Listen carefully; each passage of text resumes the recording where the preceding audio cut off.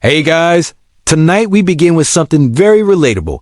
Sleep, or more accurately, how medieval people slept, which turns out to be far weirder than most of us could imagine. So before you get comfortable, take a moment to like the video and subscribe, but only if you genuinely enjoy what I do here. And let me know in the comments where you're tuning in from and what time it is for you.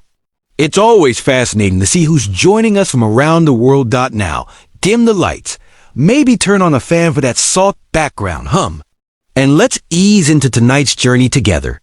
Before electricity, TikTok, and sleep hygiene influencers, medieval people approached nighttime with a schedule that would baffle the modern melatonin enthusiasts.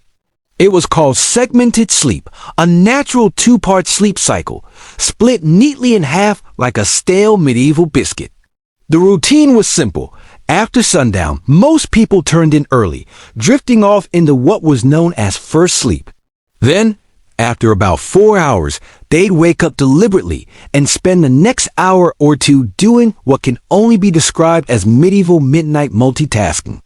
This wasn't considered insomnia. It was just how sleep worked. The watch period between the two sleeps was seen as practical, useful, and occasionally alarmingly social. People used this time to pray, read religious texts, tend fires, or check their livestock. System: livestock, because nothing ruins your REM cycle, like wondering if your goat is still in the yard. And yes, this was also considered the ideal time for intimacy. Medieval physicians and marriage manuals noted that the body was well rested and calm of mind during this period, which sounds like a polite way of saying too tired to argue. So if you ever thought you were romantic for waking up early to make your partner coffee, just know your ancestors were setting the bar very differently. The second sleep would follow this interlude, lasting until sunrise. Everyone from monks to farmers participated in this nightly rhythm. Even literary figures like Chaucer casually mentioned it, which means that yes, even in medieval literature, people were writing about not sleeping properly. Oddly enough, modern science has suggested that segmented sleep might actually be more natural for humans. The two-sleep cycle aligns with how our circadian rhythms work in the absence of artificial light. So, the next time you find yourself wide awake at 2 a.m, just whisper, "Ah yes, the watch has begun," and go tend a symbolic fireplace. It wasn't until the industrial era, with factories, gas lamps, and the growing fear of unproductivity, that humans began to enforce the idea of 8 uninterrupted hours, as though sleep were a timed sport. In the medieval world, waking up in the middle of the night wasn't failure.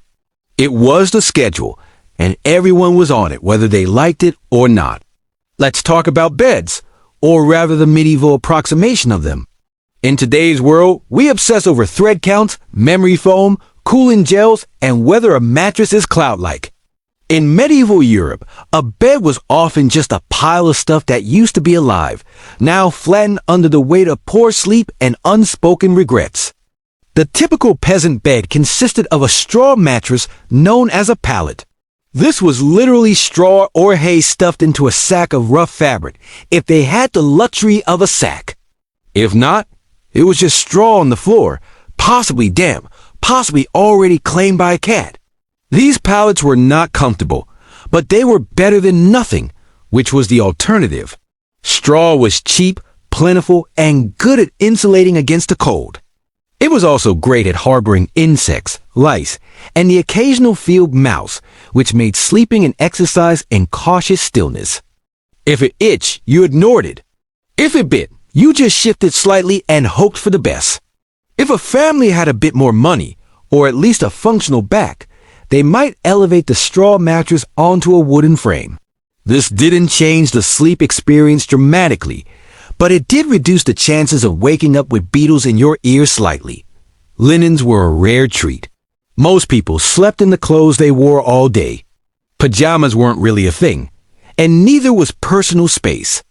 Whole families, children, parents, maybe a grandparent all slept together in the same space, sometimes on the same straw pile. If you got too warm, you could always roll into your cousin's elbow. Nobles, of course, had proper beds. Large wooden frames, feather mattresses, embroidered sheets, and canopies to keep out the draft and hopefully the lice. These beds were so valuable they were passed down in wills. You didn't inherit land. You inherited Aunt Matilda's suspiciously lumpy feather bed. Still, for most medieval folks, a bed wasn't a place of comfort. It was a place to not freeze. To avoid the chickens, and maybe, just maybe, to dream of being rich enough to one day sleep on something that didn't squawk or rustle. When we hear nightcap today, we think of a cozy little drink, maybe something with whiskey, a warm fire, and a questionable decision. But in the Middle Ages, a nightcap wasn't a beverage. It was a hat. A real tangible, often ridiculous-looking piece of fabric designed to keep your head from freezing off while you slept. Insulation wasn't exactly the strong point of medieval architecture. Stone walls, drafty thatch roofs, and windows made of thin animal horn or oil parchment didn't do much against the cold. And central heating? That was called a dog. So to keep their heads warm at night, especially since body heat escapes fastest through the scalp, medieval people adopted the humble nightcap. These hats came in all shapes and sizes, but the most iconic version was long and pointed, like something you'd expect on a wizard who moonlights as a chimney sweep. They were usually made from wool, linen, or whatever scrap of warmth could be spared without angering the family goat. For men, it was a practical accessory. For women, it sometimes doubled as a coif or head wrap, which also served the dual purpose of maintaining modesty and covering hair that hadn't seen soap since last Lent. But beyond warmth, nightcaps had social weight too. In some regions, married women were expected to cover their heads at all times. Yes, even while asleep. And the cap itself could be embroidered or dyed to reflect the family's wealth or status. Because nothing says success like going to bed with a mini flag on your skull. In more urban settings, the nightcap even became a symbol of being off duty. If you opened your door wearing one, it was a polite medieval way of saying, "I'm not dressed for conversation." And yes, this hat does mean go away. Nightcaps were often paired with nightshirts, which were essentially long, loose tunics. Picture Ebenezer Scrooge, minus the haunted moral lesson. Sleepwear wasn't sexy, but it was practical, itchy, and occasionally flammable. Today, the idea of sleeping next to a stranger is generally limited to red-eye flights, overly ambitious camping trips, or the occasional bizarre Airbnb mix-up. But in medieval Europe, this was completely normal and not at all optional. Let's say you're a traveling merchant, a pilgrim, or just someone whose mule gave up halfway to Norwich. You find an inn, a rare luxury in itself, and ask for a place to sleep. What you get is not a room or a bed, or even a particularly clean floor. What you get is a spot in a bed that's already occupied. Medieval inns operated more like human bunkhouses than modern hotels. Privacy was not expected. If the bed had space, you were sharing it, usually with complete strangers who might snore, talk in their sleep, or have a suspicious number of boils. This was not considered rude. It was just efficient use of resources. Beds could host 2, 3, even 4 travelers, depending on size and social tolerance. In larger cities, you might end up in a dormitory-like hall with rows of beds and absolutely zero personal space. Snoring contests were unjudged. Elbow territory was fiercely contested. Sometimes men and women were separated, but not always.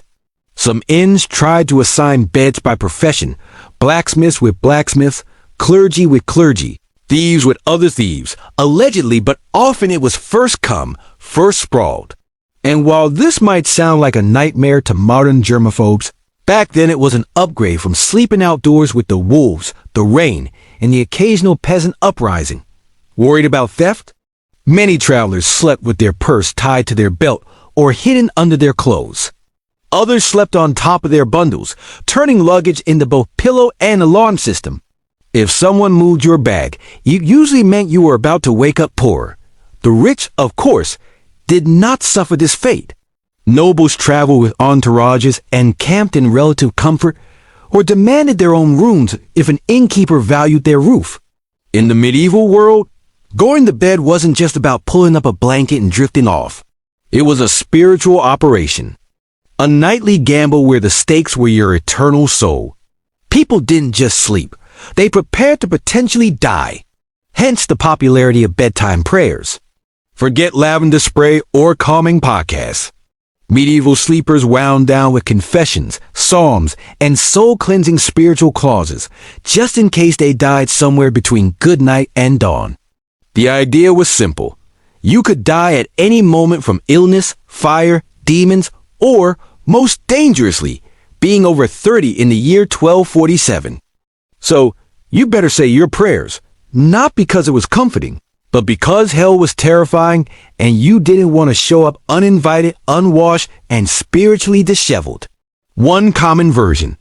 If I should die before I wake, I pray the Lord my soul to take. Sweet, right? Except it's basically a legal document written by a 7-year-old acknowledging death as a likely bedtime outcome. Many adults had a whole catalog of prayers for different threats. One for when you were feeling guilty. One for when you thought the devil might be hiding in the rafters. One for plague prevention, which unfortunately aged poorly. Some even prayed to specific saints known for watching over sleepers, kind of like holy bouncers guarding your soul at the club door. The really devout monks, nuns, and overly anxious nobles ended their day with Compline, the final prayer service before bed. After Compline, they took a vow of silence, which wasn't hard because everyone was already exhausted, underfed, and mildly afraid of the dark. Children were also encouraged to pray, in part because it was good for their souls, and in part because it gave them something to do other than ask why the dog was in their bed again. Parents reminded them that angels were watching, which sounds adorable until you realize it was less guardian angel and more celestial surveillance system. In short, prayer before sleep was less about peace and more about last-minute damage control. Think of it like medieval antivirus software. You hoped it worked, even if you didn't fully understand how. In the modern world, dreams are usually dismissed as random nonsense. Stress, too much cheese, or your brain trying to file paperwork in the dark. But in the medieval world, dreams were taken very seriously, as in eternal consequences serious. Dreams weren't just dreams. They were considered messages from God, saints, the devil, your guardian angel, or possibly that weird relic you kissed last Sunday. Some dreams were divine revelations, others demonic temptations. Either way, you were supposed to pay attention and possibly write it down, confess it, or fast for 3 days just to be safe. Theologians, monks, and self-proclaimed visionaries spent an alarming amount of time interpreting dreams. Entire texts were dedicated to decoding them. Dreamt of fire might be hell. Dreamt of water could mean purification or drowning. Dreamt of a man with a goat's head juggling fish. You better call a priest immediately and possibly move.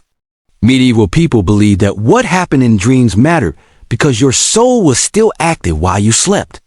This meant that your actions in a dream could reveal hidden sins or spiritual weaknesses. That mildly embarrassing dream about stealing a loaf of bread? That might be your subconscious confessing your guilt for real-world gluttony or just hunger. But still, better to confess it anyway, just in case. Monks and nuns often recorded their dreams and shared them with spiritual superiors. Some were celebrated for having holy visions during sleep. Others were quietly told to eat fewer onions before bed. Of course, dreams weren't just spiritual puzzles. They also made excellent plot devices. Medieval literature is full of dream sequences where knights encounter angels, demons, or metaphorical creatures spouting poetry about virtue. Dreams were basically the Netflix of the medieval world, except with more allegory and fewer happy endings. The church, predictably, was suspicious. Not all dreams were divine, and some were believed to be planted by demons to corrupt the innocent. If you dreamt of something unwholesome, it could mean your soul was under attack, or that you just slept too close to the fireplace fumes again. In modern times, some people let their pets sleep in the bed. It's a cozy, if occasionally smelly arrangement. In the Middle Ages, however, sharing a bed with an animal wasn't a quirky personal choice. It was a heating strategy. Let's start with the basics. Medieval homes weren't exactly built for comfort. Stone walls, no insulation, drafts so aggressive they probably had names. Central heating, that was called the family pig. In peasant homes, it wasn't unusual for humans and livestock to sleep in the same room, sometimes the same bed, and very often the same pile of straw. Chickens wandered freely, dogs curled up at your feet, pigs snorted softly beside the hearth, and if you were lucky, none of them bit you during the night. This wasn't about affection, though medieval people certainly appreciated their animals. It was about survival. Animals generated body heat, they were warm, dependable, and unlike some relatives, didn't hog the blanket. A large dog could keep your toes from freezing. A cow in the corner might raise the room temperature by a degree or two, which in January felt like a miracle. Medieval homes, especially those of the lower classes, often had just one room for everything: cooking, eating, sleeping, occasionally dying. Everyone, humans and animals alike, made do with the same space. Children might be nestled between parents and a goat. A chicken might serve as an impromptu alarm clock. Hygiene? Let's not ask too many questions. For wealthier families, this wasn't as common. Nobles didn't usually sleep next to livestock, though they might still have lap dogs in bed, not for heat, but for fashion and flea redistribution. Some castles even had separate sleeping areas for favorite animals, because nothing says power like a dog with its own room and title. There were drawbacks, of course. Animals can be loud, they can wander, and they are not, historically speaking, known for respecting personal space. But medieval people adapted. A hoof in the face at 3 a.m. Just part of the bedtime routine. If you've ever had to share a room at a youth hostel and thought, this is a bit much, allow us to introduce the medieval monastic dormitory, a place where comfort went to die quietly under a vow of silence. Monasteries didn't believe in personal space or softness or fun, really.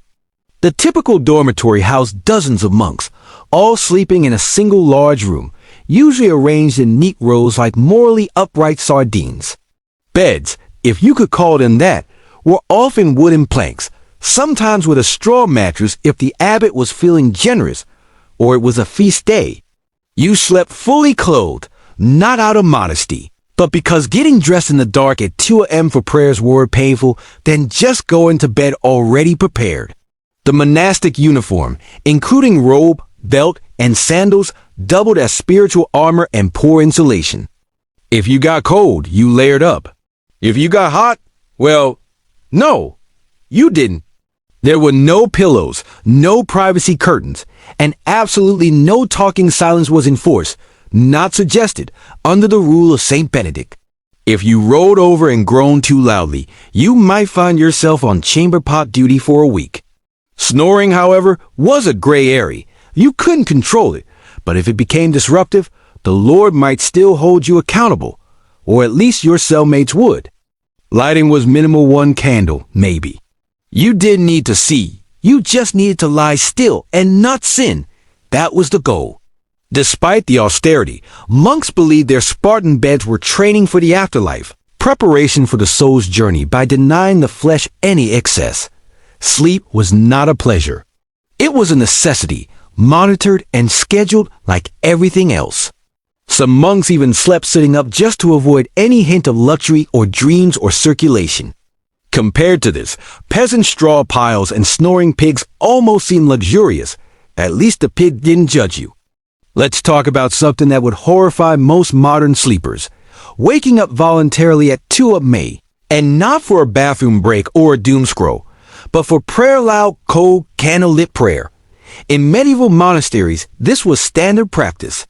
Monks and nuns followed a rigid daily schedule based on the canonical hours, which included matins, the first service of the day, and by day, we mean the darkest part of the night, when even the owls were still deciding whether to wake up.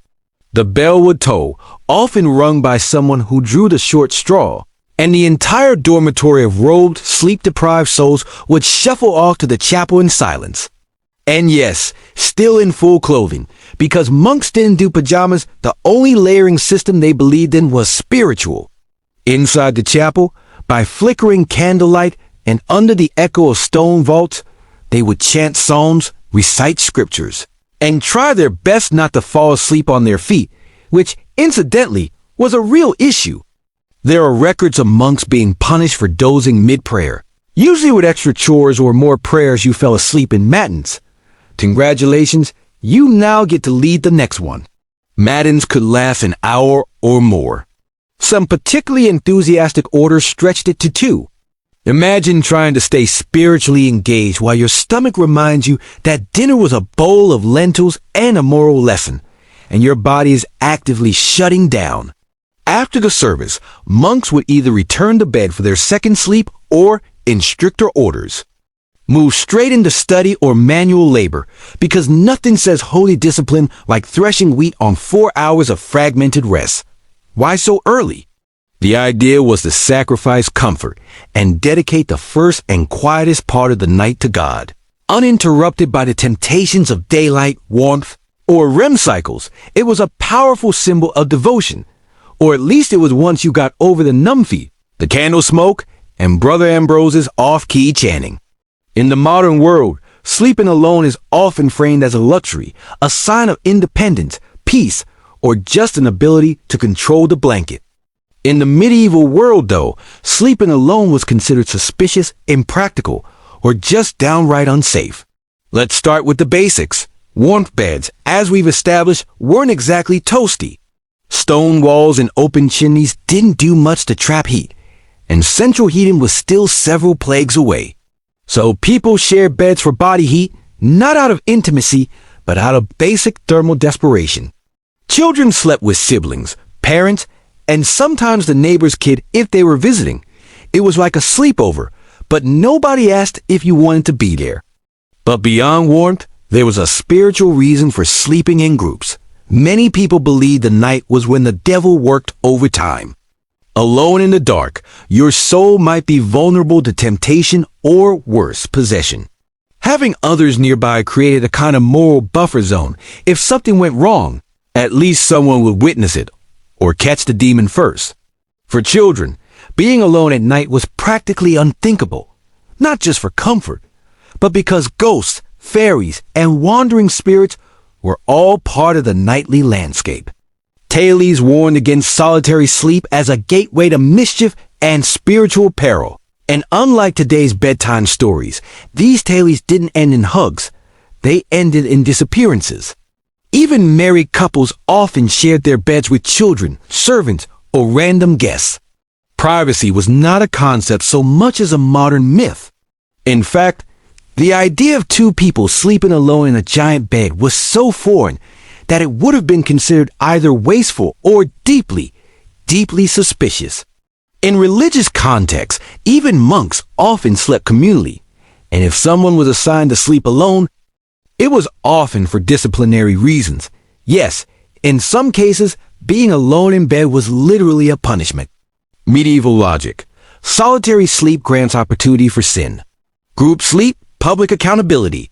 Next time you're curled up in your own bed with your own blanket in a room that doesn't smell like goat, enjoy the silence. In medieval times, you probably have 2 kids, a sheepdog, and a cousin in there with you, all of them snoring. If you've ever accidentally fallen asleep sitting up in a lecture, a carriage, or a dentist's waiting room, you probably woke up with a crick in your neck and a deep sense of regret. But in the Middle Ages, sleeping upright wasn't an accident, it was a lifestyle. Some medieval folks, particularly the wealthy or religiously devout, chose to sleep propped up rather than lying flat. Why? A few reasons, none of them particularly restful. First, there was a medical belief that lying flat was bad for digestion, the lungs, or the general balance of the bodily humors in a world where doctors thought a sneeze could rearrange your soul. This logic made perfect sense. Upright sleeping, they believed, helped avoid congestion of the brain, which sounds ominous but mostly meant don't drown in your own phlegm. Second, there were spiritual concerns. Lying flat was considered too close to the posture of the dead.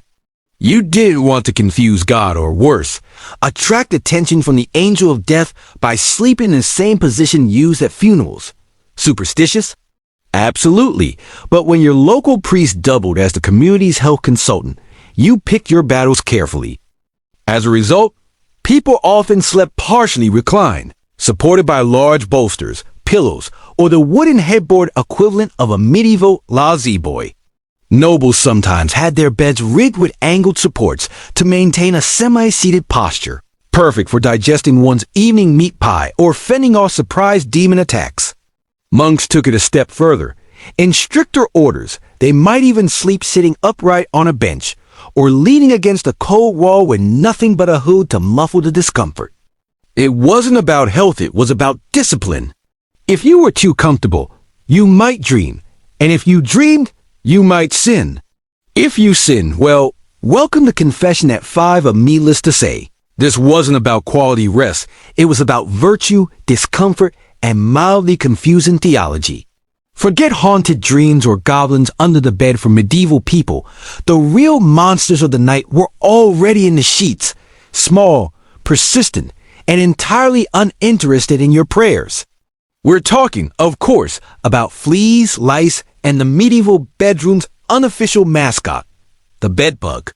Let's not sugarcoat it. Hygiene wasn't exactly medieval Europe's strong suit baths were rare. Laundry was expensive, and soap was sometimes made from substances better left unnamed.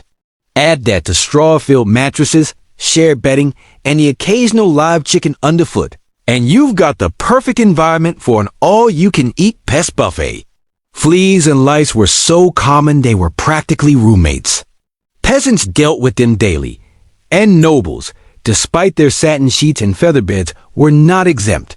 In fact, some richer households had dedicated nitpickers, actual servants tasked with removing lice from their employers' hair and clothing. Imagine that as your job title, Master of the Royal Scalp. Bedbugs, meanwhile, were the silent assassins of medieval sleep. They hid in wooden bed frames, mattress seams, and even the cracks in stone walls, emerging at night to feast like tiny vampires. If you ever wonder why medieval people wore nightcaps and slept fully clothed, it wasn't always about warmth sometimes, it was pest defense armor. Solutions range from mildly effective to impressively deranged. Some households burned strong-smelling herbs like wormwood or tansy to repel bugs. Others slept with garlic, onions, or even ashes in the bed, which may have done little for the pests but certainly kept romance to a minimum. It wasn't just physical discomfort. Either fleas were often seen as symbols of sin or moral impurity, biting reminders of the fall of man and poor bedding choices. Entire poems were written about fleas, some moralizing, some weirdly romantic, because nothing says, "I love you," like, "Let us be united like the flea that bites us both." So, while modern sleep is interrupted by buzzing phones and streetlights, medieval sleep was more likely disturbed by scratching, twitching, and the subtle feeling that something was crawling on your shin, because it was.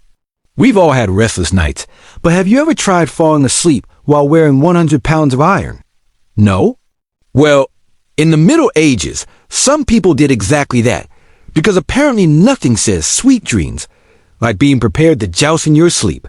Now, to be clear, most people, even knights, didn't regularly sleep in full armor. It was hot, heavy, and loud.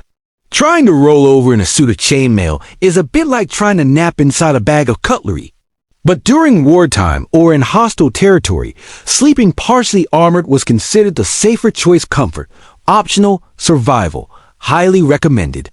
A knight on campaign might remove only his helmet and gauntlets, keeping his mail shirt or breastplate on just in case enemies decided to stage a midnight surprise party.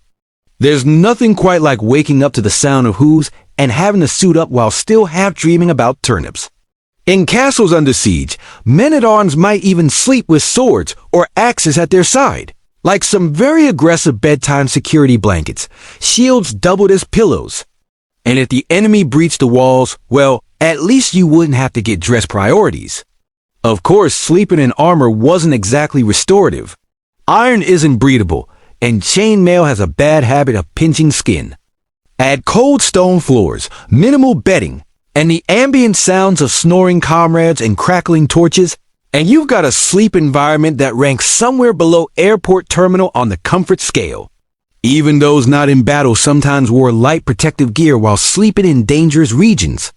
Traveling merchants or guards on watch duty might nap in gambers, thick quilted jackets that offered a bit of protection and slightly more padding than the moral support of prayer alone. And lest we forget, armor wasn't exactly subtle. If you rolled over the wrong way, you might clank so loudly that everyone else woke up and assumed the apocalypse had arrived again. In a time when nightly demons, lice infestations, and pigs in your bed weren't considered unusual, you might think that sleepwalking was just one more medieval inconvenience. But oh no, it was much more dramatic than that. In the Middle Ages, if you started wandering around in your sleep, people didn't chalk it up to stress or exhaustion. They assumed you were possessed, bewitched, or had unfinished business with the Holy Roman Empire. Sleepwalking or noctambulation, if you wanted to impress the local monk, was poorly understood and often feared. The idea that someone could rise from their straw pallet, shuffle across the room, and stare blankly at a wall was less harmless parasomnia and more devil's rehearsal dinner. Accounts from the time suggest that people were genuinely spooked by sleepwalkers. Picture this, a man in a long night shirt, candle in hand, eyes glazed, mumbling Latin that he didn't actually speak while stepping over livestock. You think ghost or heretic or both. And depending on your local priest, an exorcism might be scheduled before breakfast. Some believe sleepwalking was caused by bad humors, especially too much black bile, which was the medieval catch-all for anything they couldn't explain. Others thought it happened because the soul was temporarily released during sleep, leaving the body free to bumble around like an unattended mule. To prevent these nightly adventures, people tried everything from herbal remedies to praying over their beds, hanging iron charms, or in more rural areas, just tying the person's leg to a chair. If that sounds extreme, consider that some medieval homes had open hearths, knives everywhere, and chamber pots just waiting to be tragically overturned. In one curious twist, there were rumors of people climbing onto rooftops in their sleep. Whether or not these accounts were exaggerated, the fear of leaping dreamers led to barred windows and occasional theological debates about whether a person could sin while unconscious. Thankfully, most sleepwalkers just paced, muttered, or attempted to open imaginary doors. But if someone sleepwalked into a church, locals might treat it as a divine sign or call for a cleansing ritual just to cover all spiritual bases. If medieval life taught people anything, it was how to sleep through chaos. Church bells, thunderstorms, screaming livestock. The occasional seeds for the sleep-deprived denizens of the Middle Ages. These were just ambient noises. The medieval version of white noise. Let's start with the bells. Church bells marked every sacred moment of the day. Sunrise, prayer times, meals, and of course, the ungodly hour of matins at 2 or 3 a.m. If you lived anywhere near a monastery, your dreams were probably soundtracked by regular tolling. At some point, the brain just accepted it. Bells became the lullaby of an overscheduled soul. And it wasn't just bells. Storms were frequent and terrifying. With no weather apps or triple glazed windows, you experienced every clap of thunder like the world might end. Roofs leaked, windows rattled, and chimneys howled like banshees. Still, people slept. They had to. Work didn't stop for insomnia. Neither did plowing, praying, or running from Vikings. Speaking of which, invasions and apocalyptic events weren't always a deal-breaker for bedtime either. In the 14th century, people continued to sleep somehow through famine, war, and even the Black Death. When death carts rolled by in the morning, it was considered more of a grim wake-up call than a cause for panic. And if you didn't wake up, well, some believed that was a mercy. There are even records of people sleeping through earthquakes, barn fires, and angry mobs. Sleep deprivation was common, and bodies adjusted. If you worked from sun up to sundown, ate barely enough to survive, and spent your day dodging mud, taxes, and spiritual damnation, you were going to fall asleep hard. And then there were those who used sleep as a kind of escape hatch. Faced with illness, grief, or fear of the world literally ending, which was forecast roughly every century, some people just curled up under a cloak, mumbled a prayer, and took a nap. There's a strange kind of wisdom in that. In the winter of 1692, the village of Salem, Massachusetts, was cloaked in more than just snow. It was cloaked in tension, suspicion, and a quiet kind of fear that seeped into the timber-framed homes and frozen fields. The people of Salem were Puritans, strict, devout, and deeply superstitious. They believed they were building a holy community in the wilderness, a city on a hill watched by God and stalked by Satan. Life was already hard. The village had recently split from Salem town over politics and religion. Crops had failed. Smallpox had ravaged nearby communities. Wars with native tribes had left many traumatized. There was friction between neighbors, inheritance disputes, and a deep resentment toward outsiders or anyone who didn't quite fit in.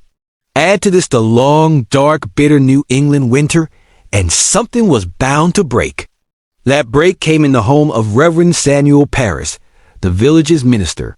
His 9-year-old daughter, Betty, and 11-year-old niece, Abigail Williams, began to behave strangely. They screamed uncontrollably. They threw things. They contorted their bodies in unnatural ways.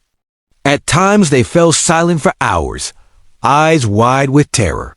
Neighbors whispered that they were cursed. The girls claimed they were being pinched and bitten by invisible forces. Reverend Parris, unsure of what to do, called in a local doctor, William Griggs. After failing to find any physical cause, Griggs delivered the diagnosis that would plunge the village into chaos. Witchcraft. That single word set fire to the fears already simmering in Salem. In a place where witches were believed to be real dangerous servants of the devil, the idea was not far-fetched. And now, if the devil could worm his way into the minister's own household, what did that mean for the rest of the community? The girls, prodded by both adults and peers, began naming names. First, they accused women on the margins, social misfits, and outcasts. But soon the accusations would reach the respectable, the wealthy, even the pious. Salem was a small village, but what was about to happen would echo far beyond its borders. What began as whispers in the dark would soon become cries from the gallows and a legacy of paranoia that still haunts America's history books. Once the idea of witchcraft took root in Salem, it spread like ivy quiet at first, then strangling everything it touched.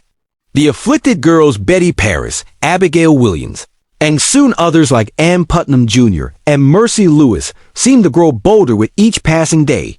They convulsed in court, screamed during prayers, and claimed they could see dark spirits hovering over certain villagers. It wasn't just childhood imagination. It was theatrical, public, and most disturbingly believed.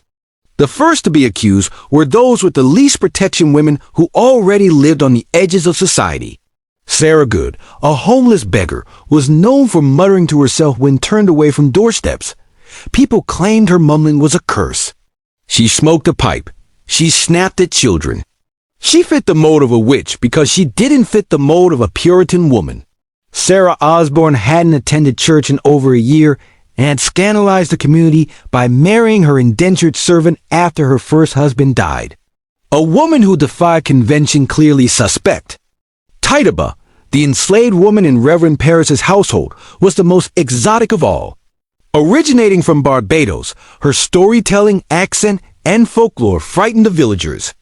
Under pressure, possibly even physical beatings, Tituba confessed to witchcraft. But instead of clearing the air, her confession blew it wide open. She told a story of a tall man in black, a figure associated with the devil, who asked her to sign a book. She said she saw strange animals, yellow birds, red cats, and even spectral dogs. But most damning of all, she claimed there were other witches in Salem. That was all the court needed to hear. Once Tituba opened the door, others rushed through it. New names were added weekly. Neighbors turned on neighbors. Old grudges were disguised as righteous accusations. Property disputes turned into spectral assaults. If someone's cow died suddenly, it must have been witchcraft. If a baby cried during a prayer, surely that was the devil's doing. The fear became so infectious that not even the innocent dared to speak out. To defend an accused witch was to invite suspicion upon yourself. Silence was safety. And so the web of accusations widened, trapping the village in its sticky, unseen threads. Logic was fading. Hysteria was now in control.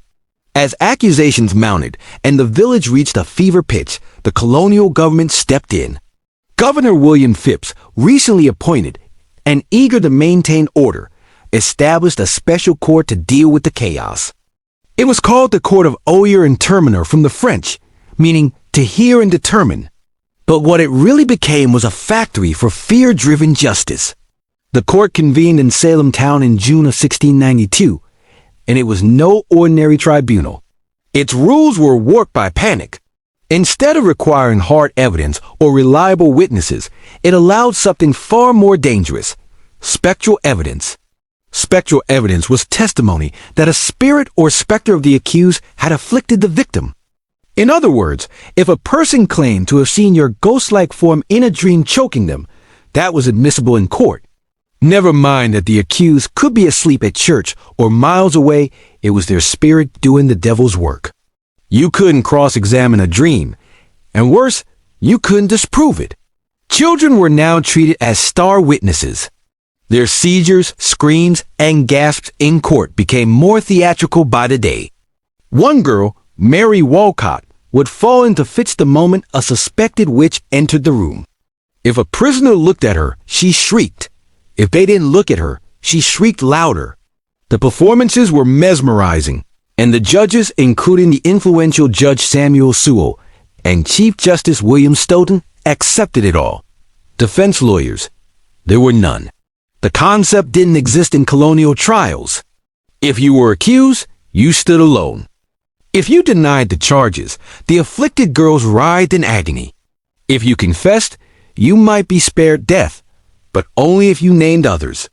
The system rewarded lies and punished silence. Worse still, the trials became public spectacles. People traveled from nearby towns to witness them.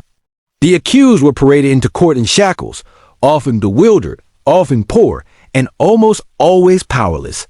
And yet, not everyone believed. Some townsfolk whispered that the girls were faking. Others questioned why only certain types of people were being accused, but few spoke openly. Questioning the court meant questioning the will of God. In Salem, reason had stepped aside, and the law had become a mirror reflecting fear, not justice.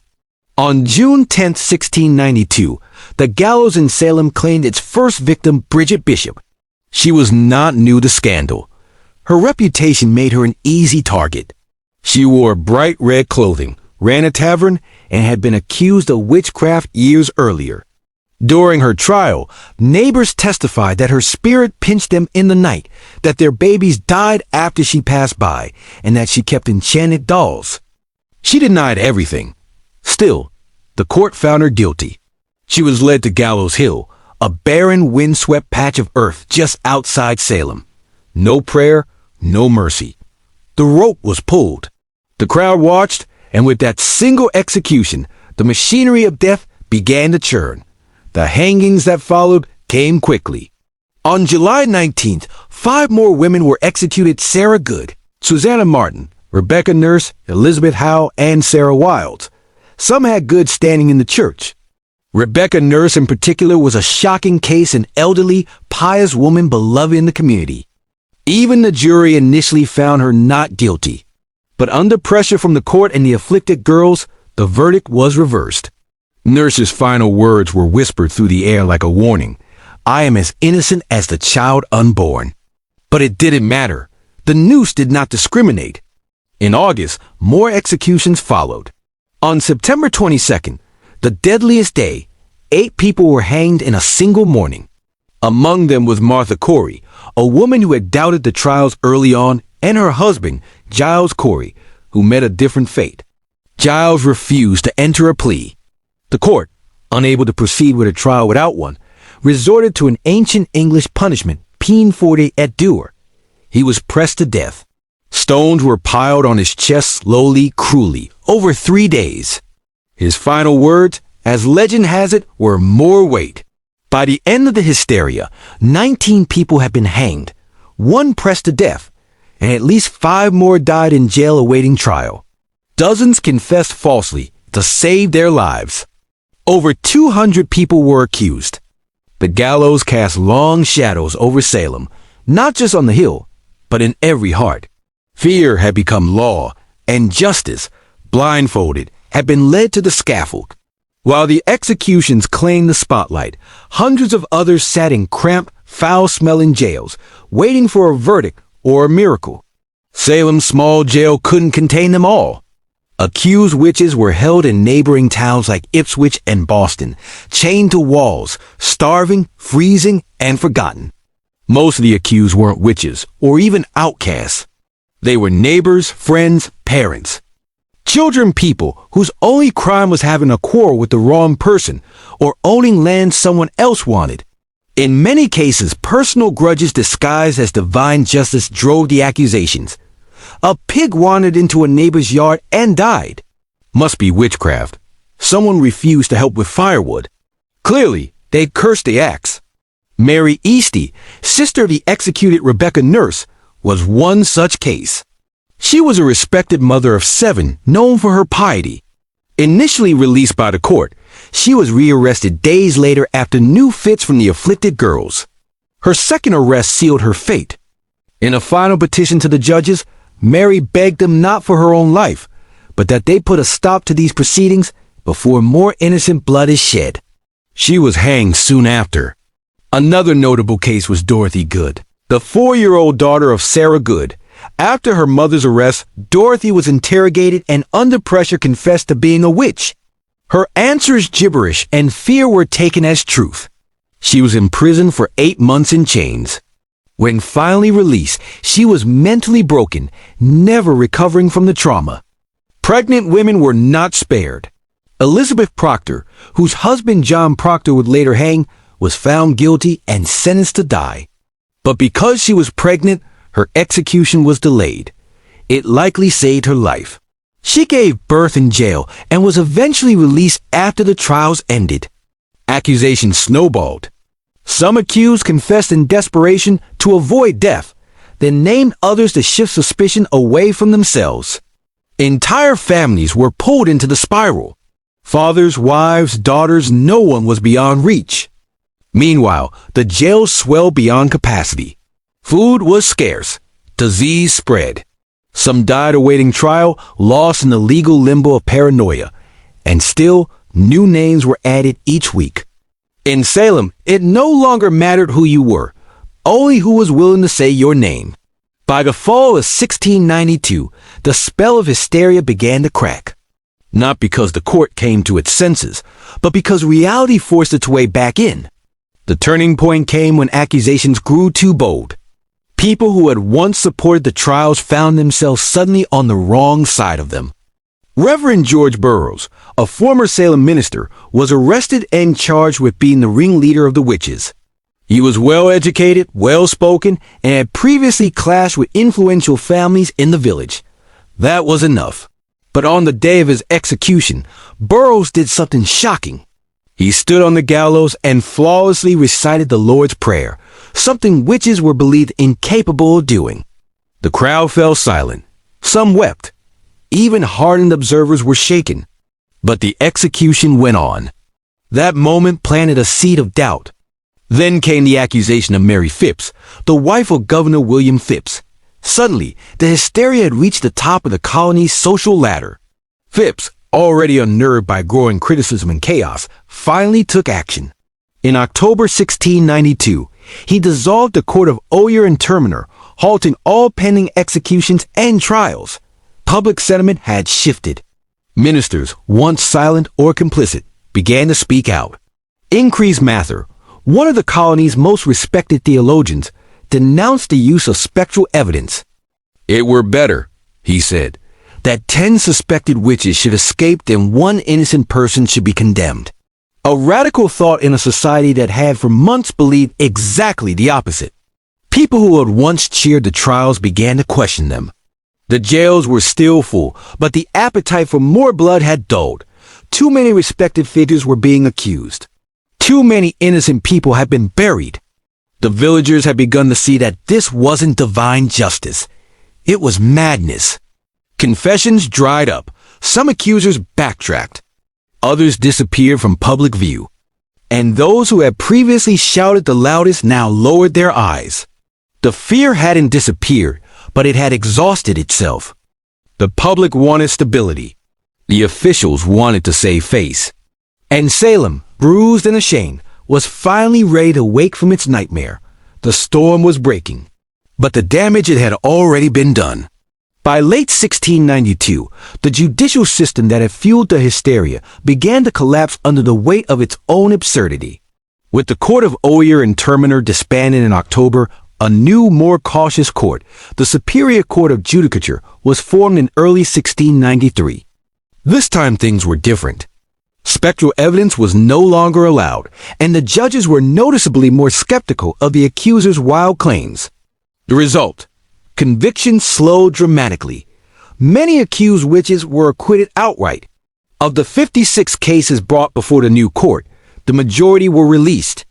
Even those who had already confessed began to recant their testimonies, admitting that fear, torture, or pressure had forced them to lie. The dramatic performances of the afflicted girls lost their persuasive power. The most prominent case in the unraveling of the trials was that of Reverend Samuel Willard, a respected minister who came under suspicion. While he was never formally charged, the fact that such a high-ranking, devout man could be suspected highlighted how arbitrary and corrupt the process had become. The court, once ferocious, was now cautious. They began quietly releasing those still in jail first, those with little evidence against them, and eventually even those who had confessed to witchcraft under duress. Meanwhile, families of the executed began to demand justice. John Proctor's children petitioned for the return of his property. Rebecca Nurse's family launched a campaign to clear her name. In time, community shame replaced community fear. Church congregations fractured. Friendships were severed. The very fabric of Salem's social order had been shredded. Governor Phipps, realizing the colony's growing international embarrassment, pardoned the remaining prisoners in 1693. But even freedom came at a cost. Many families had to pay for their own jail fees before being released. Imagine losing your home, your health, and nearly your life only to be handed a bill for the privilege of surviving. By the end of the ordeal, 19 people had been hanged. 1 pressed to death, 5 died in jail, and over 200 had been accused. The court didn't just collapse, it imploded, leaving behind a crater of guilt, grief, and disbelief. The trials had ended, but the healing had not even begun. Salem was a village forever altered by the people it had lost, the justice it had abandoned, and the mirror it was now forced to look into. The gallows were silent, the jails had emptied, but Salem was far from peaceful. The town wasn't haunted by ghosts, but by guilt. What had started with a handful of sick girls had exploded into a communal act of destruction. Families had been torn apart, reputations ruined, and innocent lives ended.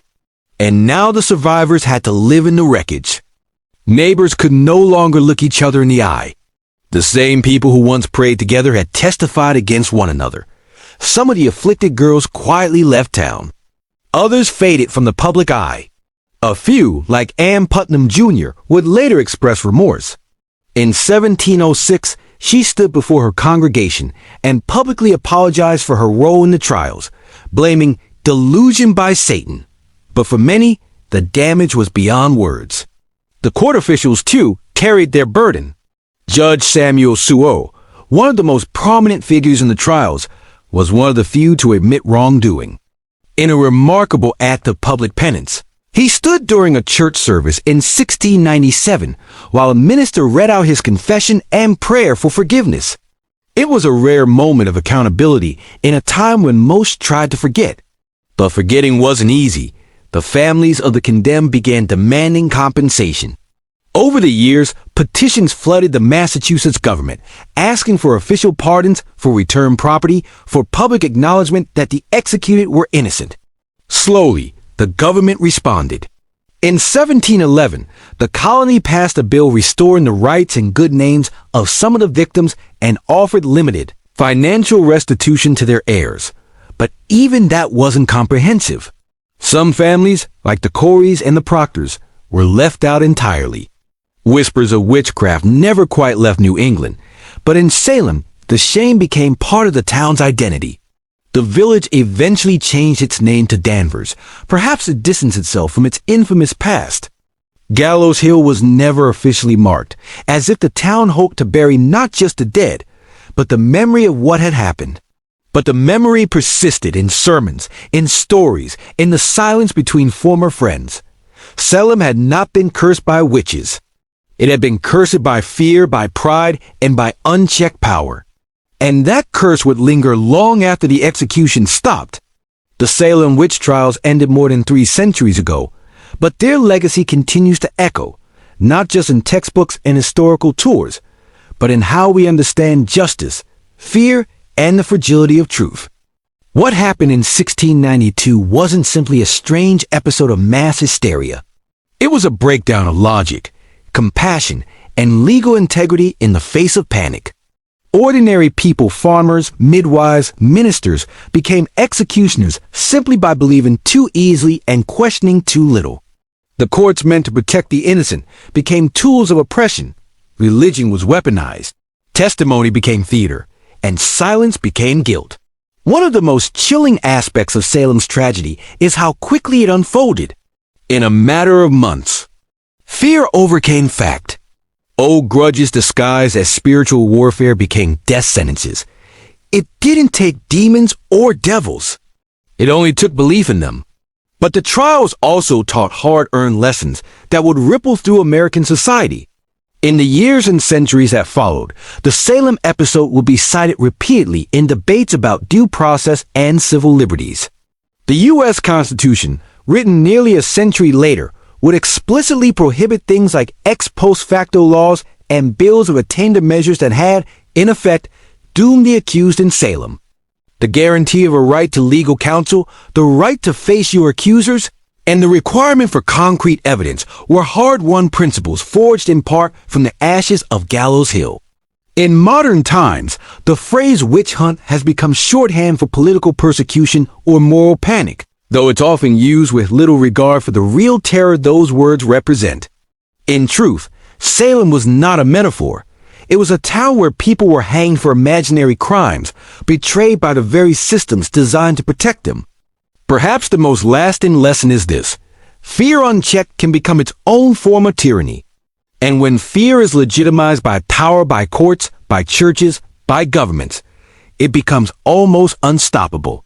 The Salem witch trials are a cautionary tale, not just of one village's descent into madness, but of how easily reason can fall when fear is given authority. The gallows may be gone, the courtroom's quiet, but the warning still stands. Truth is fragile, justice is not automatic, and history has a habit of repeating itself unless we remember. Fulvia was born around 83 BCE into the elite yet slightly eccentric Fulvi family, an old plebeian house that had long since clawed its way into the upper echelons of Roman politics.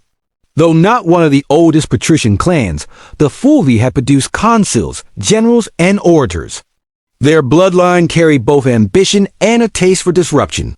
Fulvia's father, Marcus Fulvius Bombalio, was known more for his bumbling speech than his political legacy. His nickname, Bambalio, literally referred to his stammer. But Fulvia, she was no stammer. She was born to command. From a young age, Fulvia would have been surrounded by the sharp-edged world of Roman power. Senators and generals debated policy in her home. Elections and treachery were daily news.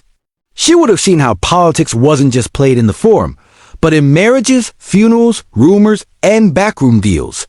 Women in elite Roman households were expected to be quiet partners, refined, educated, and obedient. Fulvia would break all those expectations. She was wealthy, highly educated, and connected. And she knew it. While her early life remains hazy in the historical record, her later actions suggest a young woman who was observant, politically literate, and utterly unafraid. This wasn't someone who faded into the background. She had a strong personality, a sharp political mind, and a will to act even in the male-dominated space of Roman governance. This was also a period of unprecedented instability. The Republic was unraveling. Civil wars, populist revolts, and power struggles between generals like Sulla. Pompey and Caesar were turning Rome into a pressure cooker. The old rules were collapsing, and Fulvia came of age right in the middle of it. Rather than recoil from chaos, Fulvia would learn to use it. Her early life didn't produce the kind of modest matron Rome idealized. It produced a woman who saw politics not as a man's world to be feared, but as a battlefield to be mastered. She would go on to marry 3 powerful men, each one a radical player in Roman history. But Fulvia wouldn't just marry power. She would command armies, lead revolts, and become the first Roman woman to appear on coinage, not as a goddess, but as herself. Rome wasn't ready for Fulvia, but she was ready for Rome. Fulvia's first marriage was to Publius Claius Pulcher, and it was anything but conventional. Claius was no ordinary Roman noble. He was a populist agitator, a political arsonist with a flair for chaos, scandal, and street-level power. To many of the Roman elite, he was dangerous. To the masses, he was a hero. And to Fulvia, he was a strategic opportunity. Their marriage sometime in the early 50s BCE united Fulvia with the man who had turned the Roman Republic into his personal stage. Claius was infamous for his theatrical defiance of tradition. He had once disguised himself as a woman to infiltrate a sacred female-only religious ceremony in Caesar's home. Scandalous behavior that only seemed to raise his popularity. He later renounced his patrician status to run for the tribunate of the plebs, an office that gave him veto power over the Senate.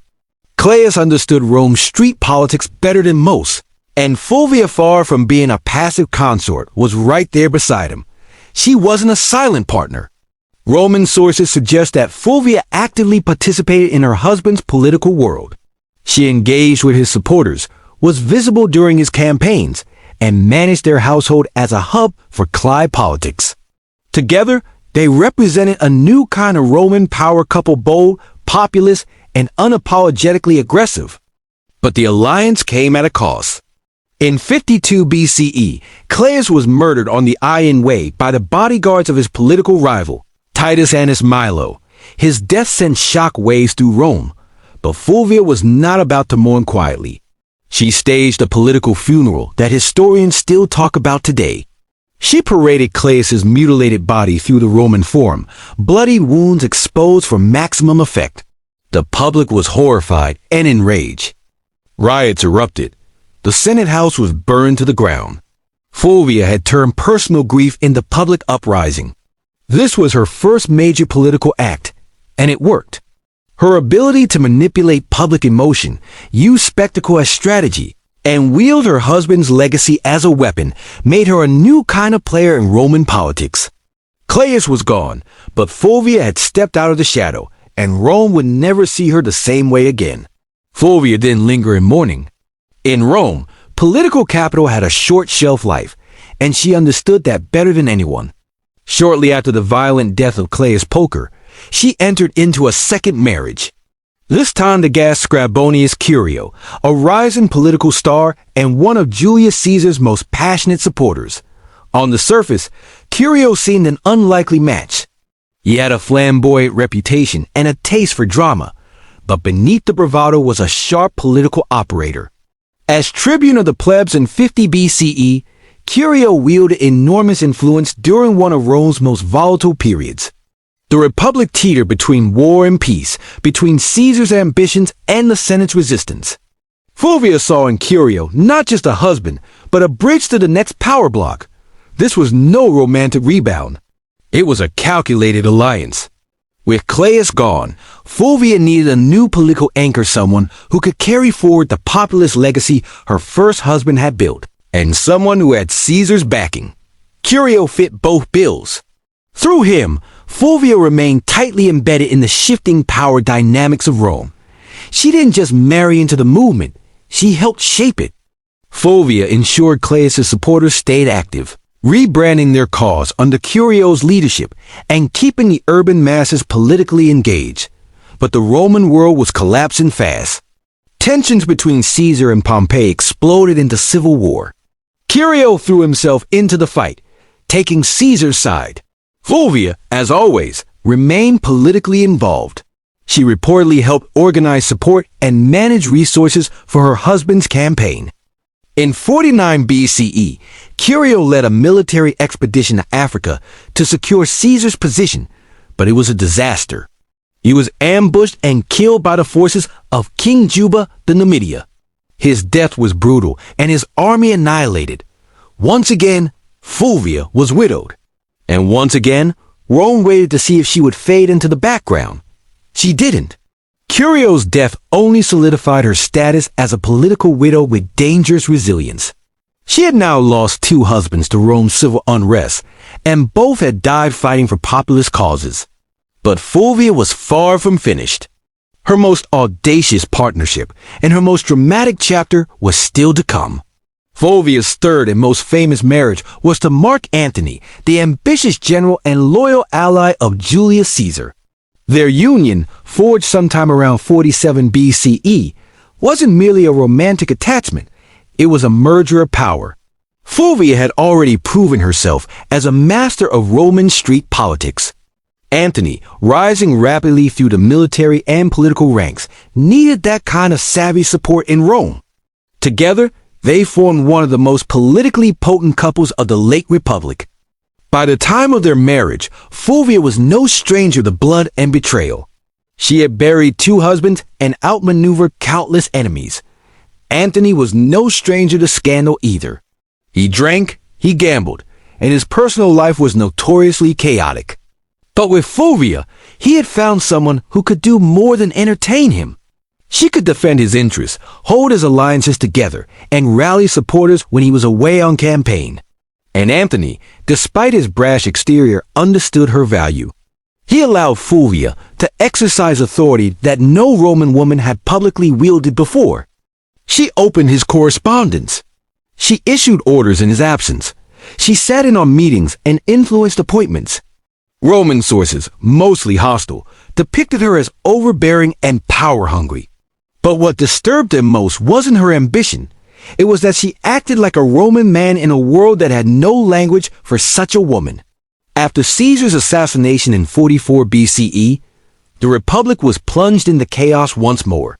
Antony rushed to secure his position as Caesar's political heir. But it was Fulvia who held Rome itself. While Antony formed the second triumvirate with Octavian and Lepidus, Fulvia acted as his representative in the capital. She managed patronage networks, coordinated with street gangs, and ensured Antony's supporters remained mobilized. She even helped arrange Antony's official reconciliation with Octavian by marrying her daughter Clia to him, an alliance that would later implode. In public, Fulvia appeared not just as Antony's wife, but as his proxy. Roman coins were minted, bearing both Antony's image and her name, an unprecedented acknowledgement of her status. She wasn't hidden in the shadows of power. She stood in its full glare. But power in Rome was always borrowed, and Fulvia was about to test the limits of how far a woman could go before Rome snapped back. While Mark Antony pursued military campaigns and political deals across the Roman world, it was Fulvia who controlled the streets of Rome. She wasn't just his wife, she was his regent in all but name. In a period where violence, bribery, and raw influence kept order, Fulvia proved she could play the game as well as if not better than any man in the Senate. Rome, in the aftermath of Caesar's assassination, was a battlefield without swords. Power had become a moving target.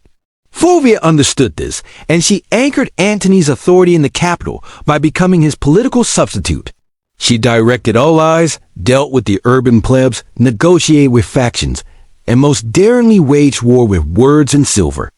She financed loyal troops, offered bribes to keep public order, and ensured that any legislation passed favored Antony's future. Some ancient sources, especially hostile ones like Ion and Dioecius, paint Fulvia as manipulative, shrewish, and even war-mongering. But beneath the misogynistic exaggeration lies a woman actively doing politics in a world that had no protocol for her. A woman doing anything beyond weaving and mourning. Fulvia was building coalitions, backing military commanders, and even issuing decrees functions normally reserved for senators and consuls. She also made public appearances and maintained strong relationships with veteran soldiers, a politically vital demographic in the power struggles of the late Republic. While Antony was campaigning in the East, Fulvia was often the face of his authority in Italy. She met with centurions, influenced decisions about land distribution, and reminded the soldiers that their loyalty to Antony came with rewards. But this accumulation of power came at a cost. Roman aristocrats, particularly the faction aligned with Octavian Caesar's heir, and Antony's increasingly bitter rival, resented Fulvia's influence. They viewed her as a meddling woman with too much sway over legions, laws, and loyalties. Her ability to act without male guardianship was not just threatening, it was unprecedented. Fulvia wasn't naive. She knew the tension between Antony and Octavian was growing. She could see that their alliance was cracking, and she understood something that neither man seemed to fully grasp yet. The Republic wasn't big enough for both of them. So Fulvia began preparing for the next phase. Not diplomacy, but confrontation. She had stood behind power long enough. Now, she was ready to take it into her own hands.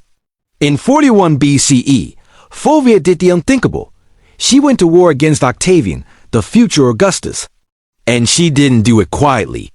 With her husband Mark Antony still stationed in the east, Fulvia and Lucius Antonius, Antony's younger brother and a consul, took it upon themselves to challenge Octavian's authority in Italy.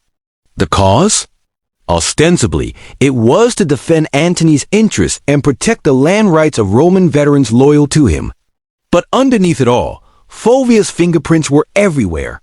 This was not just politics. This was a military rebellion led by a Roman woman. The first and only time in Roman history that a woman would actively provoke and organize a civil war. The conflict, known as the Prosane War, was triggered by Octavian's controversial land redistribution program, which displaced many Italians to reward his soldiers. Fulvia seized on the growing discontent, portraying Octavian as a tyrant and traitor to Caesar's legacy. With Lucius acting as her frontman in the Senate and Fulvia organizing behind the scenes, they raised 8 legions and seized the city of Perea, modern-day Peru. Make no mistake, this was Fulvia's war. Ancient sources suggest she was more invested in the conflict than Lucius himself. She rallied troops, stirred the public, and even corresponded with generals. Rome buzzed with rumors of her commanding legions, issuing orders, and forcing Lucius into confrontations he didn't want. Octavian, though surprised, acted quickly. He besieged Peru through the winter of 41 to 40 BCE, cutting off supplies and hammering the city into submission. Fulvia, stuck between dwindling food and political betrayal, watched her bold gamble unravel. By early 40,000 BCE, the city surrendered. Lucius Antonius was spared, likely as a gesture to avoid alienating Antony, but Fulvia was exiled. The woman who had once commanded riots, marriages, armies, and public opinion was now deemed too dangerous for Roman soil. She was sent to Sicyon in Greece, where she hoped to reunite with Antony. But Antony didn't come running. The once powerful alliance between husband and wife had eroded in the fog of war and distance. Fulvia had acted in his name, but perhaps without his blessing. She had dared to do what no Roman woman had before, wage a civil war. And now the Republic had made her pay the price. Banished from Rome, Fulvia landed in Sicyon, a city in Greece that had become a kind of diplomatic purgatory for failed power players. She had gone to war, not for personal gain, but in her husband's name. She believed she was defending Mark Antony's interests, his honor, and perhaps their shared vision of Rome. But what awaited her in exile wasn't a hero's welcome. It was silence. Fulvia had risked everything, her status, her alliances, her life. And yet Antony did not immediately rush to meet her. In fact, by the time Fulvia arrived in Greece, Antony was already entangled with Cleopatra in Egypt. Whether their romantic relationship had begun or was merely brewing, the symbolism was crushing. While Fulvia was raising legions, Antony was raising goblets at banquets beside a queen. The betrayal cut deep, not just personally, but politically. Fulvia had fought a war to protect Antony's power in Italy, and in response, he let her hang out to dry. Some ancient historians, especially Plutarch, suggest that Antony was furious with her for launching the Parisine War without his direct approval. Others argue he welcomed her downfall. It cleared the way for a marriage alliance with Octavian, something Fulvia would have never tolerated. Still, Fulvia wasn't entirely without supporters. Some of Antony's troops, fiercely loyal to her, urged reconciliation. But her health had begun to fail. After enduring siege, exile, and betrayal, Fulvia died in Sicyon in 40 BCE, possibly from illness, stress, or heartbreak, or all three. She was around 43 years old. Her death provided Antony with a clean political exit. He met with Octavian shortly afterward and agreed to marry Octavian's sister Octavia as part of a renewed peace treaty. The triumvirs were temporarily united again, but only because Fulvia, the one woman bold enough to challenge their designs, was gone. Fulvia's legacy would soon be overshadowed by Cleopatra, whose myths nearly eclipsed every Roman woman of the period. But make no mistake, Fulvia was the prototype. She didn't wield power from behind a curtain. She marched into it, stood at the center, and dared to command armies in a world that treated women as furniture. Rome didn't know what to do with her, so it erased her. But the ashes of her rebellion would linger, and her story was far from ordinary. After Fulvia's death in 40 BCE, the men she had once maneuvered, Antony, Octavian, and even her former allies, began the quiet work of rewriting her legacy. She couldn't defend herself, so the narrative was shaped by her enemies and the uneasy survivors of her ambition. And like so many powerful women in history, Fulvia became a scapegoat. Ancient sources, mostly penned by men with vested interests, painted her as the reason for the Peruvian War, the rift between Antony and Octavian, and even the general disorder of the Republic. Ian, Dioeces, and Plutarch depict her as overbearing, jealous, and driven by a lust for power. They blamed her for dragging Lucius Antonius into conflict, for antagonizing Octavian, and even for Antony's eventual estrangement from Rome. But were these accusations fair? Hardly. Fulvia had operated within a political climate where violence and manipulation were expected, at least if you were a man. She was no more ambitious than Caesar, no more aggressive than Pompey, and far less ruthless than Octavian would eventually prove to be. Her only true deviation was that she was a woman acting like a Roman man, and Rome didn't know how to digest that. She wasn't cloistered in the home, weaving quietly or serving as a political ornament. She was writing letters to generals, organizing street mobs, and commanding loyalty from troops. And that made her dangerous, not just to Octavian, but to history itself. Even Mark Antony, the man whose legacy she had fought to preserve, conveniently blamed Fulvia for the civil strife. After reconciling with Octavian and marrying his sister, Antony used Fulvia's death as a diplomatic cleansing. Her memory became the price of his political survival.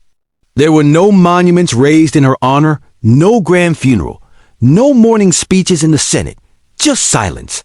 Yet her enemies couldn't erase her entirely. Fulvia had done too much.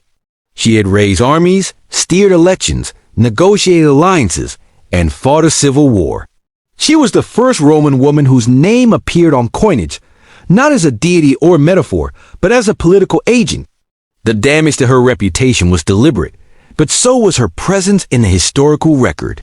Despite every attempt to bury her behind caricature and slander, Fulvia refused to vanish. Her defiance still echoes.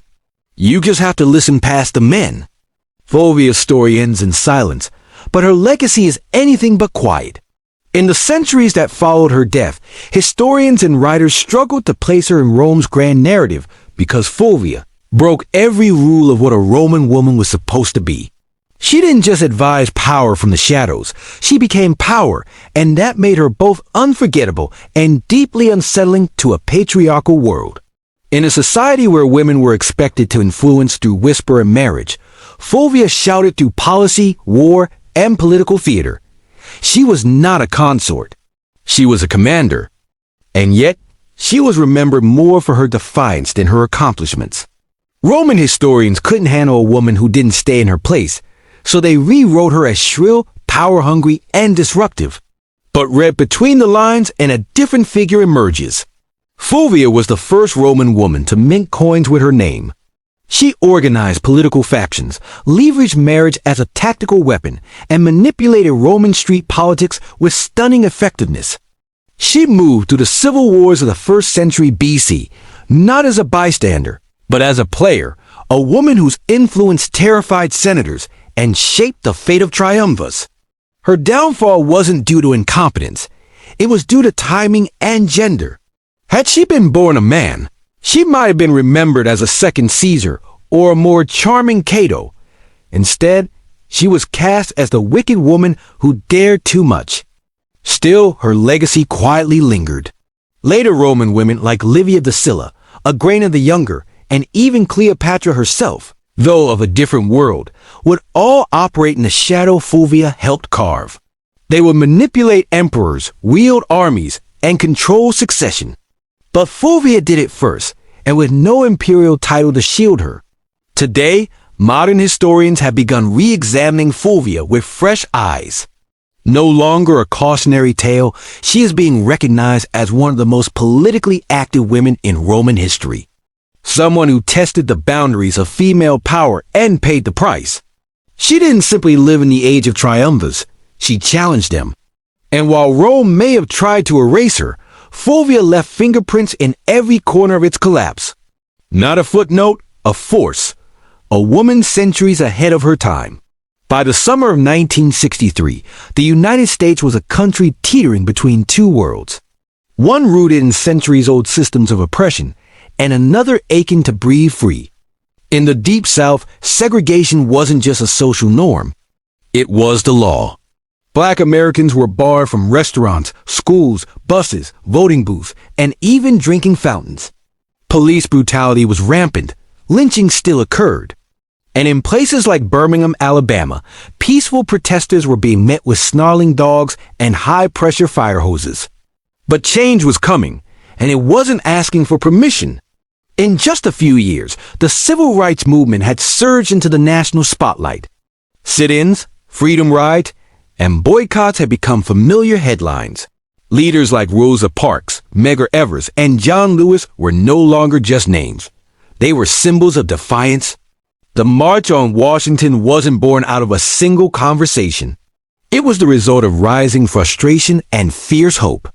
Black Americans were no longer content with waiting.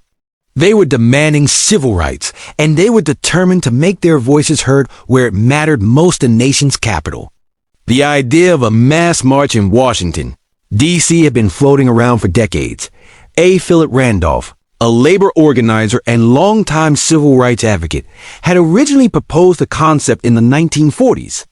Back then, it was meant to pressure the Roosevelt administration to desegregate the defense industry. That protest was called off after Roosevelt caved and signed an executive order. But now, in 1963, the stakes were even higher. Randolph, along with other civil rights leaders including Bayard Rustin and Dr. Martin Luther King Jr., revived the vision. And this time they weren't just marching for jobs. They were marching for dignity, for voting rights, for school desegregation, for equal pay, and most importantly, for the basic human right to live free of fear. Over a dozen major civil rights organizations came together to plan it despite their many disagreements, because they understood the power of a unified front. The countdown had begun. Buses were being organized. Flyers were spreading. Word of mouth was moving faster than newspapers. And across the country, Black Americans were preparing for what would become one of the most unforgettable moments in American history. The dream was taking shape one footstep at a time. Pulling off a protest of any kind in Washington, D.C. was no small feat. But planning one for over 100,000 people, possibly more, was madness. Logistically, it sounded like a nightmare. Food, water, transportation, sound systems, bathrooms, medical teams, permits, crowd control, safety plans. And yet somehow they made it happen. At the center of this controlled chaos stood Bayard Rustin, a man who, despite being openly gay and often kept behind the scenes for political reasons, was a master strategist. Rustin had once studied nonviolence directly under Mahatma Gandhi's followers in India. He had marched, been jailed, beaten, and surveilled by the FBI, but nothing fazed him. He saw the March on Washington as a chance to show the world what discipline, nonviolent protest could achieve when coordinated with military precision. In just 8 weeks, Rustin and his team transformed the idea into a reality. The march was officially called the March on Washington for Jobs and Freedom, and it was deliberately framed to include both racial justice and economic opportunity. That dual message was no accident. While Dr. King would later become the spiritual symbol of the day, it was Randolph and Rustin who made sure the demands were just as much about unemployment, minimum wage, and workers' rights as they were about civil rights. Meanwhile, tensions simmered beneath the surface. President John F. Kennedy and his administration were nervous, deeply nervous. They feared riots, backlash, or worse, bloodshed. Civil rights leaders assured them the protests would be peaceful. Still, the National Guard was on standby. Hospitals in D.C. were put on alert, and liquor sales were banned for the day. Federal workers were even told they could stay home. And then there was a question of unity. The Big Six civil rights organizations NACP, CPS, SNCC, SCC, National Urban League, and Randolph's Brotherhood of Sleeping Car Porters often clashed over tactics. Some wanted more radical action, others more diplomacy. SNCC's young firebrands were growing impatient with King's nonviolent approach. But they all agreed on this. The time for silence had passed. Rustin's plan read like a military operation. Every bus and train was tracked. Every speaker was timed to the minute. Every route had marshals trained in crowd control. They weren't just planning a march. They were orchestrating a moment that would shake the conscience of a nation. August 28, 1963. A sweltering Wednesday in Washington, D.C. The sun was already hot by 9 a.m. and the humidity clung to the skin like a second shirt. But it didn't stop them. From every corner of the country, they came. Black, white, young, old, students, clergy, factory workers, and celebrities. Some wore their Sunday best, others clutched protest signs. They came by bus, train, carpool, and even foot.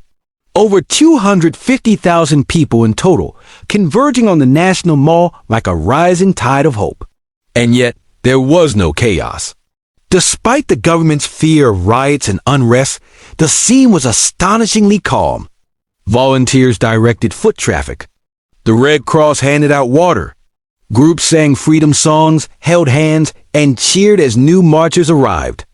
You could hear gospel choirs near the reflecting pool and chants of jobs and freedom echoing off the marble columns of the Lincoln Memorial. Celebrities joined in too. Harry Belafonte, Sidney Poitier, Paul Newman, Marlon Brando, Joan Baez, Bob Dylan. But no one was there for autographs. They were there to witness history and lend their voices to a cause bigger than any one person. The crowd was orderly but energized. There was no pushing, no looting, no violence. Instead, there was a shared understanding that this wasn't just a protest. It was a sacred moment. For many Black Americans, just standing on the mall felt like a quiet act of revolution.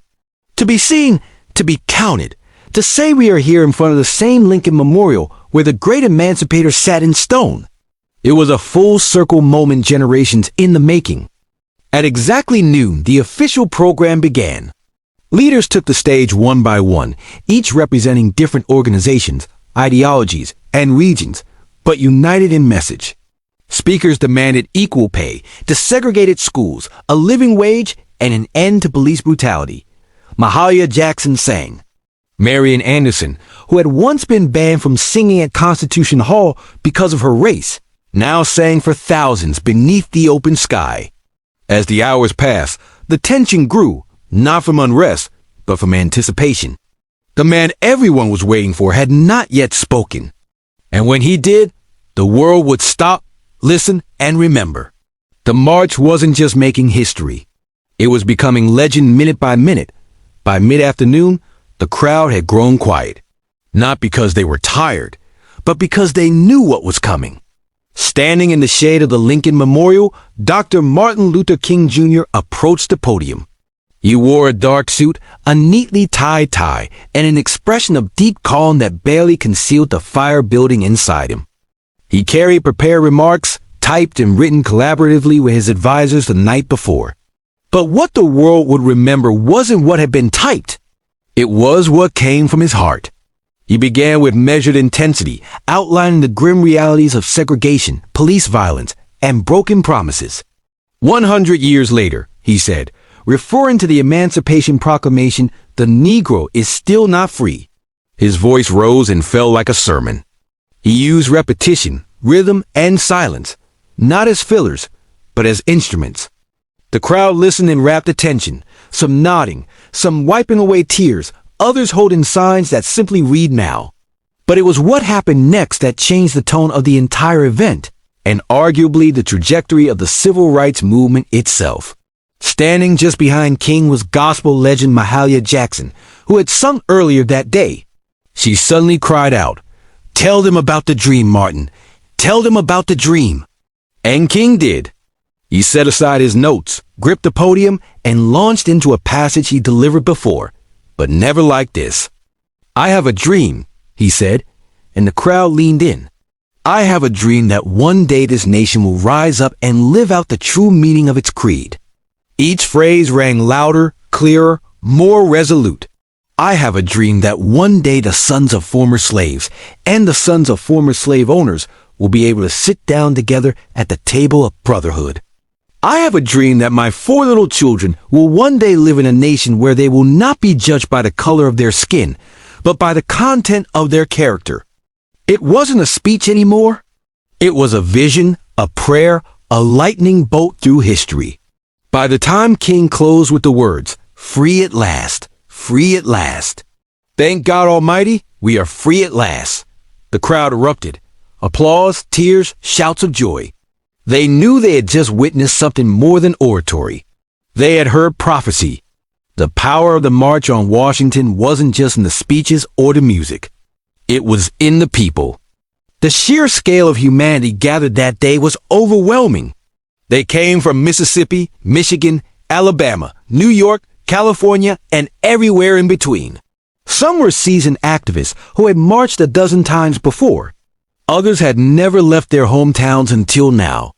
They packed lunches, rode buses for over 20 hours, and slept in their church clothes just to be there. Many were ordinary people, maids, teachers, steel workers, postal clerks, who saw themselves not as political figures, but as witnesses. They didn't just want change. They were the change. There were also children in the crowd. Young black girls with ribbons in their hair, boys with hand-drawn signs. Parents hoisted toddlers onto their shoulders so they could see the Lincoln Memorial in the distance and hear the speakers' voices carried over loudspeakers. To them, this wasn't just an event. It was the beginning of a new world. Some faces stood out. There was a young John Lewis, just 23 years old, representing the Student Nonviolent Coordinating Committee, SNCC. His original speech had been so fiery, so uncompromising that senior leaders asked him to tone it down minutes before he went on stage. He agreed, but just barely. His call for radical change still shook the crowd. And then there was Daisy Bates, the only woman to speak that day, not on her own behalf, but reading a prepared statement on behalf of other civil rights women. The organizers have faced criticism for sidelining female voices. Bates's brief but powerful message underscored a harsh reality. Even within a movement about equality, some voices still struggled to be heard. Also present were union organizers, rabbis, nuns, priests, and students of every background. They didn't all agree on strategy. Some favored King's nonviolence. Others leaned toward Malcolm X's more militant posture. But for that one day, those differences didn't matter. Unity won out. It was a visual symphony of American possibility. White and black hands linked in solidarity. Freedom Now buttons pinned to chests, and the sound of 250,000 souls breathing as one. The faces in the crowd weren't just watching history unfold. They were shaping it. And none of them would ever forget what they saw. While the world saw unity, inspiration, and poetic justice on the steps of the Lincoln Memorial, behind the scenes the March on Washington was anything but simple. What looked like a perfectly synchronized movement was in truth held together with string, sweat, and a lot of last-minute compromise. Bayard Rustin, the chief architect of the march, had to battle not just logistics, but politics. He was constantly under scrutiny, not just because he was openly gay and a former communist, but because some civil rights leaders feared his identity would be used to discredit the movement. In fact, Congressman Adam Clayton Powell had once threatened to publicly accuse Rustin and Dr. King of being lovers if King didn't remove Rustin from an earlier campaign.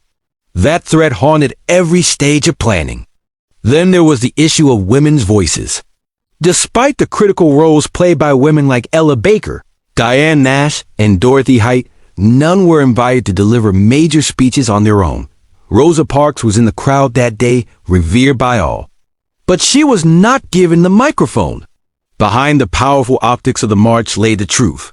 The movement still struggled with its own hierarchies and blind spots. Even within the Big Six organizations, friction bubbled.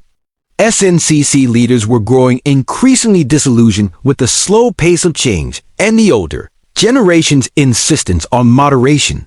They wanted to confront systemic racism more aggressively. CORE had similar frustrations, but unity was deemed too important just for one day. Meanwhile, the federal government watched with clenched teeth. J. Edgar Hoover's FBI had assigned over 100 agents to spy on organizers. They bugged hotel rooms, followed key figures, and compiled dossiers. They were convinced the march would turn violent or that communists would hijack the event. When nothing of the sort happened, they simply doubled down on their surveillance, especially of Dr. King. And let's not forget money. The march cost over $250,000, equivalent to millions today. Most of it was raised through unions and sympathetic donors, but organizers scrambled until the final hour. They even borrowed walkie-talkies from the Boy Scouts. The March on Washington was historic, yes, but it was also deeply human, imperfect, messy, political, and unfinished. Just like the country, it sought to heal. The sun began to dip behind the Washington Monument as the crowd slowly dispersed. People hugged, cried, sang, and lingered as long as they could, reluctant to leave what felt like sacred ground. But the march was over. The speeches had been delivered. The signs had been raised high. The world had watched. And now the question hung heavy in the humid August air. What happens next? In the immediate days that followed, the media reaction was cautiously positive. Major newspapers acknowledged the historic nature of the event, though often with a tone of detached curiosity. Some called it orderly and dignified, which was code for no one rioted. Few outlets gave much space to the specific demands of the march, like the call for a federal jobs program or a true minimum wage equivalent to around $20 today. But everyone covered Dr. King's speech. That at least could not be ignored. President John F. Kennedy, who had initially opposed the idea of the march, watched it unfold on television with growing admiration and perhaps surprise. He called the event impressive and met with civil rights leaders at the White House immediately afterward. But legislative movement remained slow. His proposed Civil Rights Act was still stalled in Congress, caught in the claws of Southern opposition. Some activists were disappointed. They had hoped the march would result in immediate action. Instead, it was back to the grind. Organizing, marching, resisting, and mourning those who paid the price for justice. Just weeks later, that reality hit hard. On September 15, 1963, 4 black girls were killed in the 16th Street Baptist Church bombing in Birmingham. The dream had been voiced, yes, but the nightmare wasn't over. Still, something had changed. The March on Washington marked a new phase in the civil rights movement. It proved that mass protest could be disciplined, powerful, and impossible to ignore. It brought together a coalition broader than ever before. Labor unions, faith leaders, celebrities, students, and working-class Americans all in one place, united by justice. And most of all, it gave the movement a voice. A dream, a speech that would be quoted, studied, and echoed across the world. The march was over, but the road was just beginning. And that road would soon lead through blood, legislation, and transformation. The March on Washington didn't just rattle the conscience of America, it reshaped its moral landscape. What had begun as an audacious act of protest became a cornerstone of the civil rights movement's legacy, permanently altering how Americans understood justice, democracy, and the power of collective action. In legislative terms, the march didn't yield immediate victories, but it created momentum. Less than a year later, in July 1964, President Lyndon B. Johnson signed the Civil Rights Act into law. It outlawed segregation in public places and banned employment discrimination based on race, color, religion, sex, or national origin. And in 1965, the Voting Rights Act followed, striking at the very heart of Jim Crow laws. Would these bills have passed without the march? Possibly, but would they have had the same moral force, the same undeniable public pressure? Probably not. For Martin Luther King Jr., the speech that day propelled him into a new realm. He went from respected leader to global icon. But fame came with costs, surveillance, threats, and ultimately assassination in 1968. The dream he spoke of on those steps would become more poignant, more tragic, and more revered with each passing year. For the broader movement, the march showed what unity could achieve. It gave organizers a blueprint for large-scale mobilization, and inspired a generation of activists both in the U.S. and abroad. Anti-apartheid organizers in South Africa, student protesters in Europe, and future human rights leaders across the globe would cite the March on Washington as a model. But the legacy isn't just historical. The language of the march, the idea of jobs and freedom, the image of peaceful resistance, the echoes of I Have a Dream still pulses through modern protests. From the Million Man March to Black Lives Matter rallies, echoes of 1963 reverberate with every chant and every cardboard sign in Washington, D.C. King's Memorial now stands just across the tidal basin from the Lincoln Memorial. Visitors walk past this towering likeness carved in stone with words from that August day etched into the granite. But the real memorial isn't in stone. It's in classrooms, voting booths, marches, and voices refusing to stay silent. Because the dream wasn't meant to rest in history books. It was meant to be lived. And the legacy of that summer afternoon still dares us to do just that. More than 60 years have passed since that summer afternoon when over 250,000 people stood shoulder to shoulder beneath the shadow of the Lincoln Memorial. The March on Washington has been immortalized in textbooks, documentaries, and museum exhibits. Dr. King's speech is taught in schools. His voice, steady and strong, echoes in national memory like a sacred refrain. But for many, the question remains, has the dream been realized or has it merely been delayed? In some ways, progress is undeniable. The legal framework of segregation was dismantled. Voting rights, though now under fresh assault in many states, were won through blood, march, and court battles. The presence of black lawmakers, judges, mayors, and even a two-term U.S. president was unthinkable in 1963. Interracial marriage, once illegal in much of the country, is now protected by federal law. These are not small things. They are victories carved out by relentless struggle. And yet the original demands of the march, the ones often overshadowed by King's speech, still echo unresolved. The call for a living wage, still unmet. Racial disparities in education, housing, employment, and healthcare remain entrenched.